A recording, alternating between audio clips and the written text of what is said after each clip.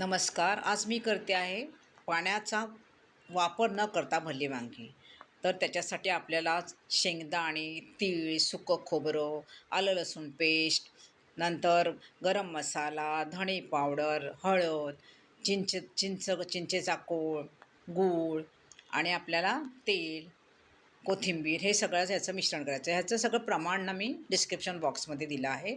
हे सगळं आपल्याला एकत्र करायचं आहे आणि हे जे मिश्रण आहे आपल्याला जे आपण वांगी कट केली ना मधून, त्यात आपल्याला हे भरायचं आहे. आणि ह्या ज्या मिश्रणात ना तुम्ही तेल जरूर वापरा, कारण तो सुका मसाला आपल्याला आत भरता येत नाही ना, तो आपण तेल घातला की व्यवस्थित आपल्याला भरता येतो. अशा प्रकारे आपल्याला तो सगळा एकत्र करायचा आणि वांग्यात भरायचं आहे.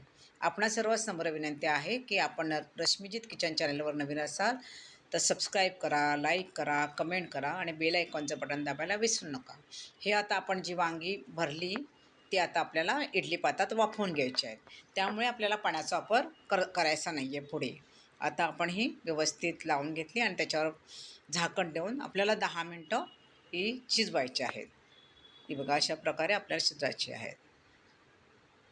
तुम्हाला माझ्या रेसिपी आवडतात का? आवडत असल्यास मला कमेंट करा, म्हणजे मला आणखी नवीन रेसिपी करण्याचा उत्साह येईल. आता आपण सुरीने चेक केलं, आतपर्यंत सुरी गेली त्याचा अर्थ आपले वांगे तयार.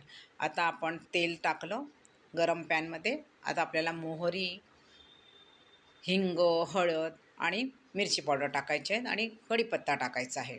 हे सगळं एकापाठोपाठ आपण टाकलं. आपण तो फोडणी आपण नॉर्मल करतो तशी फोडणी करून घ्यायची.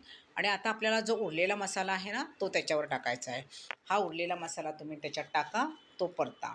हा आपल्याला जास्त परतायची गरज नाही, कारण आपल्याला तेलावर आता थोडंसंच आता आपल्याला ही वांगी लावायची आहेत. ही वांगी लावून झाल्यावर हे आपलं सगळं भाजलेलंच हे असल्यामुळे आपल्याला परतायचं नाही आहे. आता आपण वांगी लावायची आणि त्याच्यावर झाकण ठेवून जास्तीत जास्त 3 मिनटंच हे आपल्याला करायलायचं आहे, कारण ही वांगी जी आहे ना ती त्या तेलाच्या ह्याच्यातच चांगली शिजली जातात. झाली आपली पाण्याचा अंश न असलेली वांगी तयार.